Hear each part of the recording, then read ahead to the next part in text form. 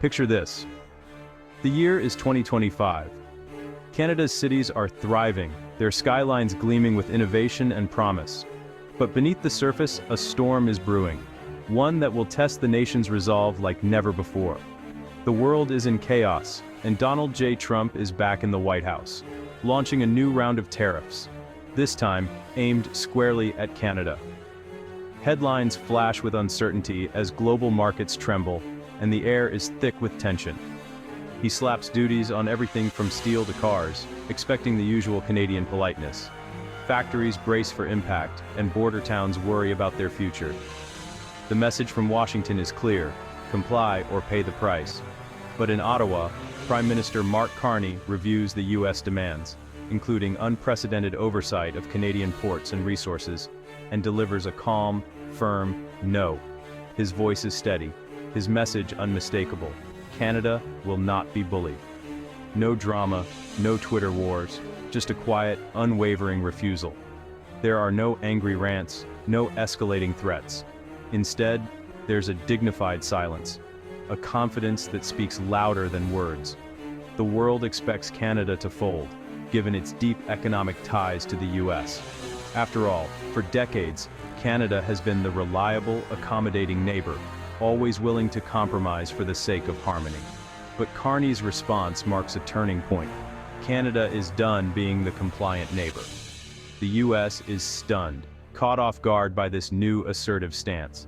They thought threatening Canada's access to the American market would force compliance. Instead, they're met with a nation that refuses to be intimidated, a government that stands united in the face of pressure. Instead, Canada stands its ground, signaling a new era in North American relations. Politicians from all parties rally together, and citizens show their support in the streets and online. This isn't just a trade dispute, it's a challenge to the old power dynamic. The world watches as the balance of influence begins to shift, and new possibilities emerge for Canada's future.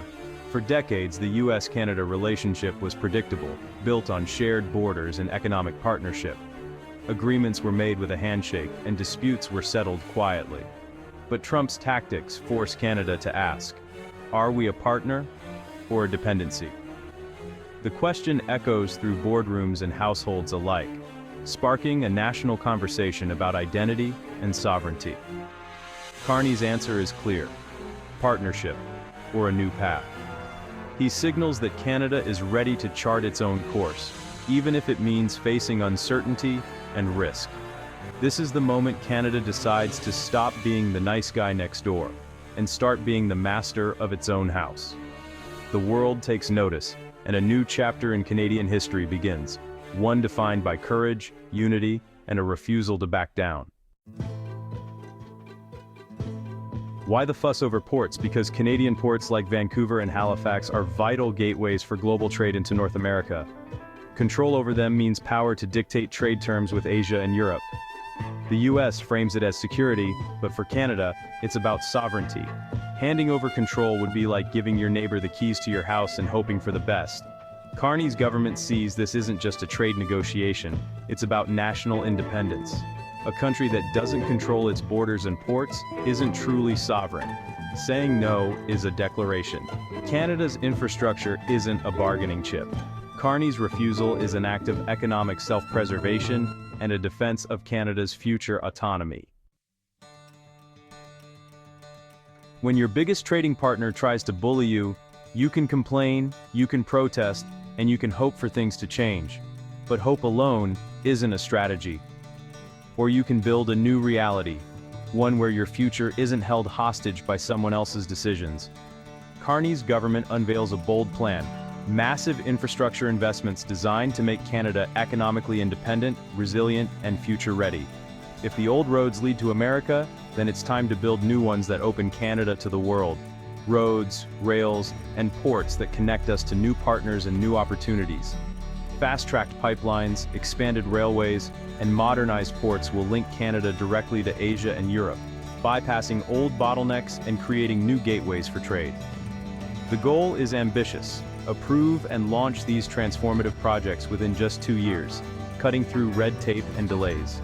This isn't just about creating jobs, It's about rewiring the entire economy for a new era, giving Canadians the tools and opportunities to thrive in a changing world.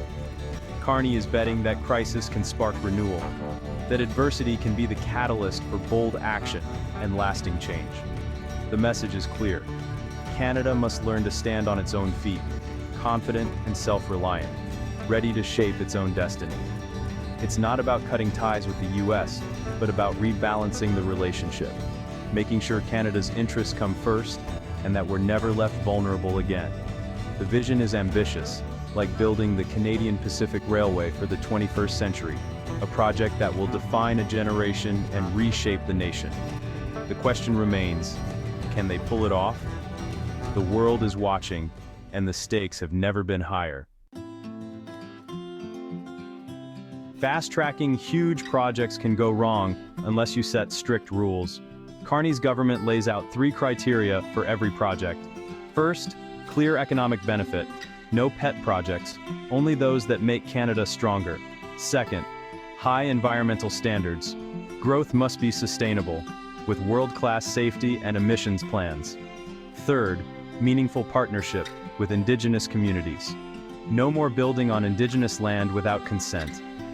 Developers must work with First Nations, Métis, and Inuit as true partners, sharing decisions and benefits. This plan rejects the old colonial model. It's about embedding reconciliation into the economy.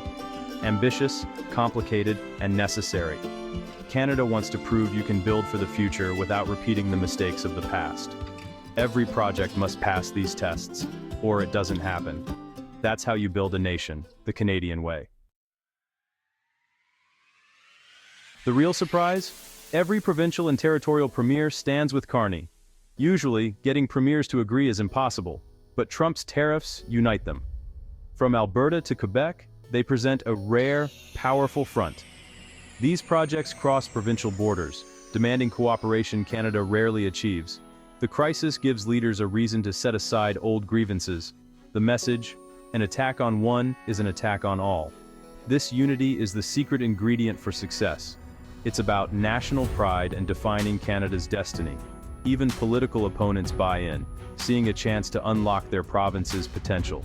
The harmony is fragile, but for now, the crisis has forged consensus. This shared purpose is Canada's most valuable resource in this fight. Hidden in the plan is a strategic focus on the Arctic. As climate change opens new shipping routes, the Arctic becomes a global prize. Russia and China are moving in.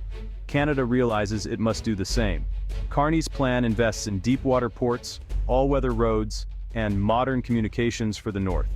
It's about economic development and asserting sovereignty. For too long, Canada has been an absentee landlord in its own Arctic. These projects let Canada develop resources and boost its military presence. The message, this is our territory, and we're here to stay. It's a geopolitical chess move, showing Canada's growing confidence. By investing in the North, Canada secures its future and its place in the Arctic. Announcing a grand plan is easy. Building it is hard. Provincial rivalries could derail the timeline. Alberta and Quebec rarely agree on energy. Projects that help one province may threaten another.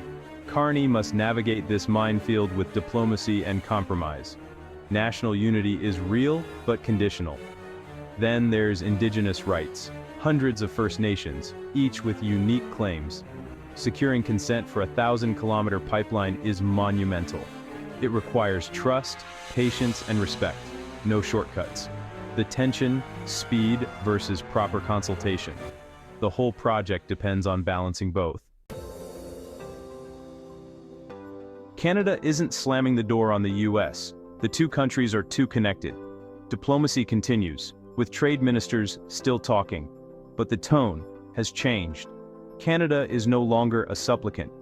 The infrastructure plan gives Canada leverage.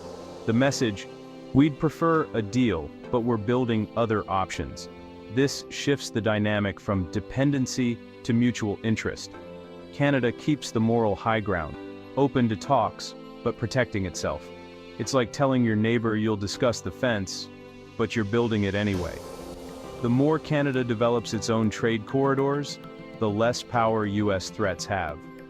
The goal: a relationship based on respect, not dominance. Carney signals Canada will be a reliable partner but not a subordinate. Canada is taking control of its destiny. What does it all mean? In a world where global tensions run high and alliances are constantly shifting, Canada finds itself at a crossroads, forced to define its own path forward. Canada is responding to a bully not by fighting or cowering, but by making itself bully-proof. Instead of escalating conflict, it's quietly fortifying its foundations, ensuring that its economy and society are less vulnerable to outside pressure. This is more than tariffs or ports, it's a quiet revolution. It's a transformation that touches every corner of the country, from bustling cities to remote communities, reshaping how Canada sees itself and how the world sees Canada. It's a case study in how a middle power asserts independence through investment, unity, and values. By coming together, Canadians are showing that strength isn't just about size or might, but about resolve and shared purpose. Independence isn't isolation or self-sufficiency. It's the confidence to make your own choices, to chart your own course even when the world is watching, and to trust in your own judgment. Canada is betting its future on this kind of resilience. Every new project, every investment, is a statement of faith in the country's ability to adapt and thrive. There are challenges, provincial squabbles, Indigenous promises, economic risks. The road ahead is not without obstacles, and the debates are often passionate and complex. But the ambition is compelling. Canadians are driven by a vision of a stronger, more inclusive nation, where innovation and collaboration are at the heart of progress. Canada meets crisis with creation, investing in its people and future. By focusing on education, skills, and community, the country is building a foundation that will last for generations. It's a story of standing up with a blueprint, not a shout. Canada's approach is measured, thoughtful, and deeply strategic, proving that quiet determination can be just as powerful as loud declarations. Canada's response is a statement of identity. Thanks for the input, but we've got this. It's a message to the world that Canada will listen, but ultimately, it will decide for itself. In a loud, chaotic world, Canada's steady vision is a lesson in true strength. By holding firm to its values and investing in its future, Canada is quietly redefining what it means to be strong on the world stage.